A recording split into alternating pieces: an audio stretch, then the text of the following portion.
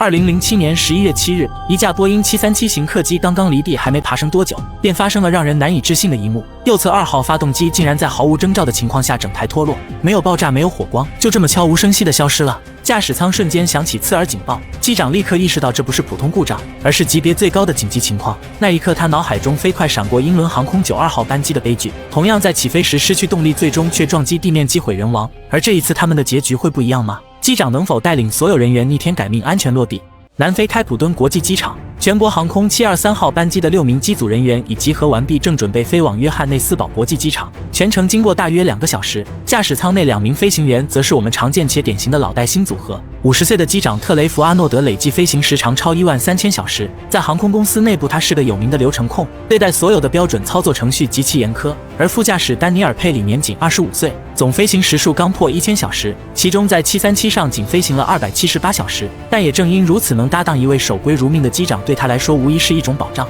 当106名乘客全部登机完毕后，机长也完成了绕机检查，并返回到驾驶舱中。当地时间13点20分，一切准备就绪后，副驾驶启动引擎并申请推出停机坪。这架波音737-200型客机开始缓缓滑向起飞跑道，期间机长负责监视各种仪表以及对地无线电联络。然而没过多久，塔台却传来一句不容耽搁的指令：723号班机加快滑行，准备即刻起飞。原来在他们身后，南非航空的一架大型客机正高速接近，目前仅剩下7.5公里的距离，没有时间犹豫，副驾驶迅速将飞机滑入跑道。前方一架 CRJ 支线客机刚刚起飞，塔台便在第一时间下达了起飞许可。很快滑行速度就突破了80节，接下来就进入到了高速起飞阶段。这意味着除非遭遇重大机械故障，绝对不能终止起飞，因为剩下的跑道距离已经不足以安全刹停。在到达决断起飞速度后，副驾驶轻轻拉杆，飞机抬头准备离开地面。几乎就在一瞬间，一声巨响从舱外传来，机组还没搞清楚情况，客舱内右侧靠窗的一位乘客目睹了事发全过程。右侧引擎不知为何突然脱落，连带扯断了所有的液压管线，导致机翼下方留下一个巨大的破洞。